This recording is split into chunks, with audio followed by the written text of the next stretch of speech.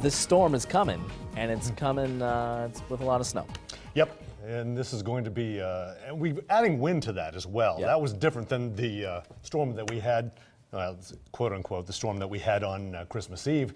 So wind could be cause some travel problems in terms of visibilities and blowing and drifting snow with that as well, but a pretty significant amount of snowfall coming with this storm, and some trends with the latest models I'll talk about in just a little bit. But currently it is quiet around Nebraska and the metro area. Chilly, 14 degrees the present temperature, and we're still maintaining those northwest winds at about 13 miles an hour right now.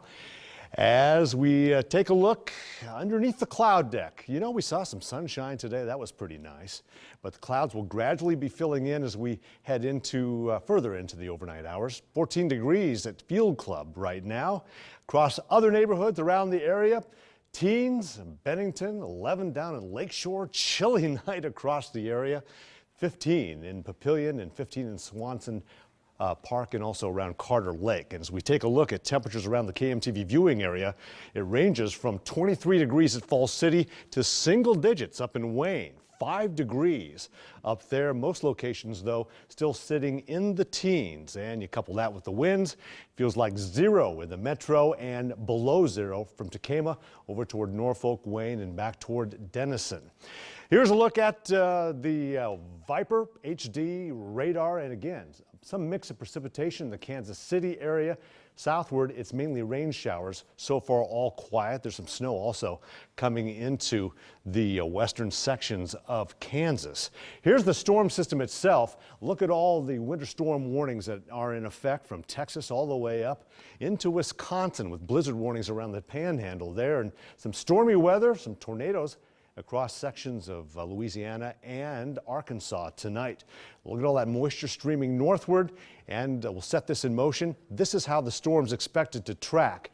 From here, we go to just about the northeastern sections of Oklahoma at 6 a.m. and by tomorrow evening should be in southern Iowa. Now, I drew this a little bit farther to the west. Some of the trends in the forecast models are pushing this more toward Illinois, but I think there's still going to be enough energy in this area here to enable us to get a decent amount of snowfall with this.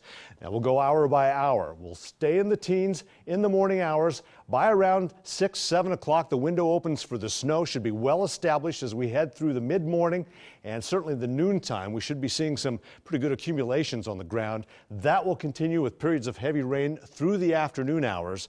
Looks like the chances for sleet will pretty much stay to the east in southwestern sections of Iowa. Now, in terms of potential snowfall, we are looking at anywhere between 8 to 10 inches around the metro, from Denison down toward Omaha, southward between Lincoln and Nebraska City. And I wouldn't be surprised if an isolated location picked up maybe a foot of snow. That is surrounded by 6 to 8 inches of snow, with 4 to 6 inches in the outlying areas just to the east of Norfolk-Columbus line. As we take a look at the timeline for tomorrow, we'll start out at around 7 a.m. Trace amounts to maybe a 1/4 inch of snow possible, but by lunchtime we'll be pushing 4, 5 inches, 3 o'clock. By the time, well, assuming they have school tomorrow, the kids are coming out of school, it'll be around 7 inches on the ground at least. As we push to the 6 o'clock hour, we could be facing maybe 9 inches, with maybe another inch, inch and a half into the evening hours.